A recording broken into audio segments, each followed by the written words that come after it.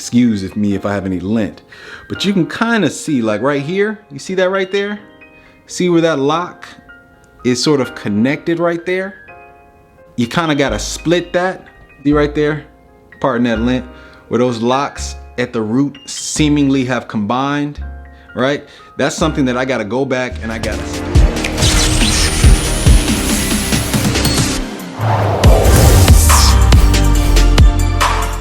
What's good, YouTube? TP Locs here, bringing you guys another video.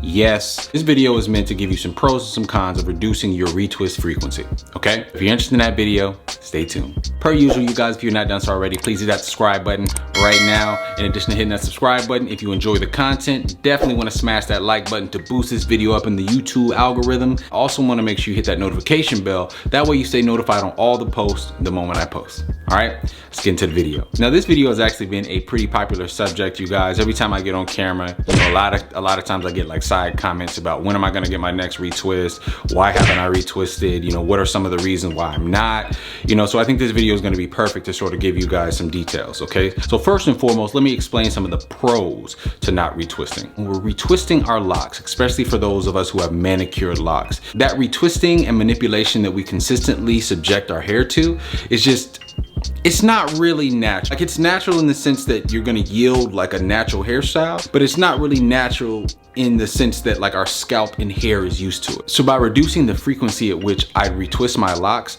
I am reducing on the tension and the amount of times I am putting that little micro level of stress on my scalp. This is gonna help you out with things like thin locks over time. One important thing to note is if you do retwist your hair too much, this absolutely can result in lock thinning. In some cases, it can also result in traction alopecia and bald spots. So it's important to understand here that reducing that retwist frequency absolutely has some benefits. In addition to thinner locks at the root, it can also prevent you from having a lock completely come out altogether. So you don't want that. All right, that is pro number one. So the second pro, you guys, and this one is my personal favorite, the fact that your locks will thicken out by minimizing your retwist. Now, I know this is basically just the flip side of the other reason, but the reality of it is, especially if you have more mature locks, as your locks are budding, as you're washing them, as they're getting frizzy and tangling, your roots are actually going through that locking process just fine without a retwist. Just reducing that manipulation, reducing that stress is always a beautiful thing, especially if you're somebody who enjoys that natural, full looking lock aesthetic.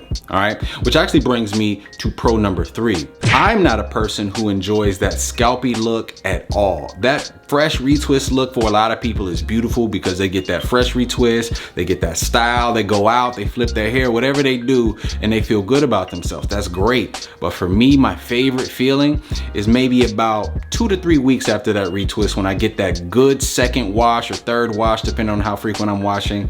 And it's just that nice length, it's just those full roots, and that scalp is just completely covered. You can see the full volume of my hair. It just looks amazing. That's my personal favorite look. I'm not a fan of the scalpy look. So you can definitely get this look by reducing your retwist, reducing that manipulation, and reducing that tension on your scalp.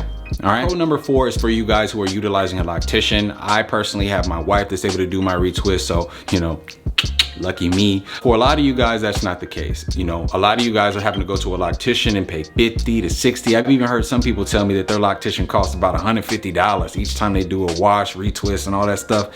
That's crazy. By reducing your retwist, you're also reducing your cost, okay? The amount of time that you're wasting sitting in that chair, sitting under the dryer, maybe getting a cut. You really don't want to have to use all your coin, especially in a pandemic right now. I know, at least me, right? But yeah, pro number four, you also get to save some moolah. I would be remiss if I made this video and told you guys that it's all peachy, that reducing your retwist absolutely has no negative impact or no cons whatsoever. That would be cap, okay? First con that I want to give to you guys is really just the general aesthetic. Everyone is not going to like the natural look. Some of you guys are bound by the perception of your customer base or really your management. A lot of you guys can't afford to go in places with non-manicure locks. And this is definitely gonna be a con for you guys. Because if you're reducing your retwist, depending on what stage of locks you're on, you absolutely could produce a more frizzy look. Natural look ain't for everybody. So I definitely wanna let you guys know that that is one glaring con, especially if you're in that starter to intermediate phase. It could be a very rough time for you. Now, this second con is one that we all deal with. For those of you guys in that mature to adolescent phase, this might be more problematic because you've got less actual mature lock.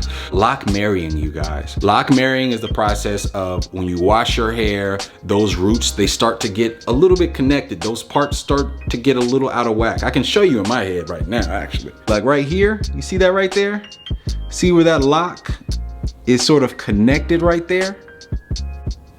See right there? Pardon that lint, where those locks at the root seemingly have combined, right?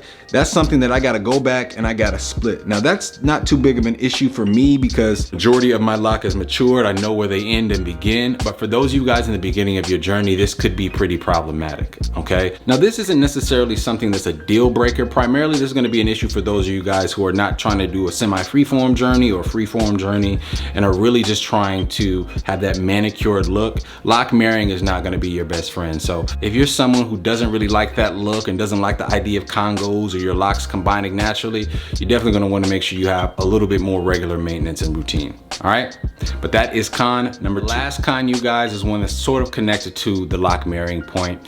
If you're someone specifically in that early phase to that intermediate phase, not retwisting your locks is absolutely gonna be something that could cause some major problems, okay? And the reason is some of your locks are not only gonna be marrying, they're also gonna be unraveling. And if you're not retwisting in those early phases, not only are you gonna lose track of your parts and the sections and just the integrity of that, but you're also gonna be dealing with those locks and having to maintain those locks as they come out. This is a natural part of the journey. A lot of times people panic. A lot of times if you look on Google, people are trying to find ways to prevent this. First and foremost, this is an absolutely normal occurrence with all lock journeys, you know, mine included. I think I still had locks that were coming out even after that year mark, okay? But it is important to understand that when you're talking about reducing that maintenance in that early phase for people who are trying to manage, you know, manicured locks is very, very important. When I first got my locks, I went to a loctician for the first 3 months, every single month. And the reason I did that was because I wanted to make sure that I had a professional that was able to maintain my part integrity and also just make sure that for the first 3 months I was good. After that first 3 months, I had my wife do them. All she had to do was manage that new growth and I was good.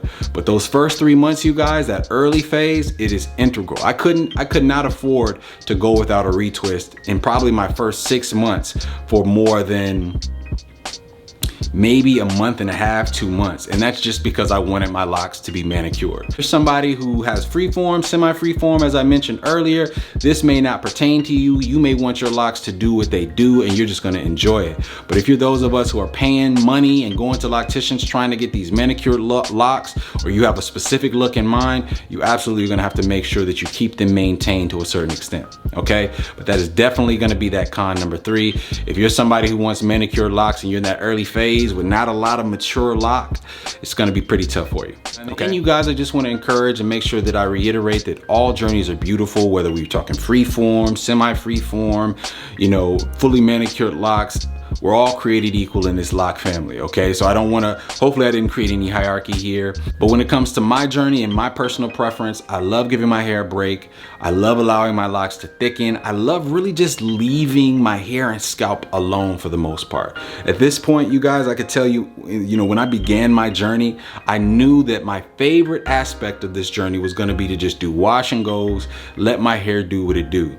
I saw Seb Atreyu at one point go an entire year without doing a retwist. I love that because for one, you don't need it. I keep this appearance whether I get a retwist or not, and it still looks dope. So that's just my personal philosophy. I know a lot of you guys don't feel the same. A lot of you guys do feel the same. I'd love to hear your feedback in the comment section just about what you do with your journey. But yeah, if anybody was wondering, this is why I minimize my retwist. All right, hopefully you've enjoyed this video. Hopefully you found it informative.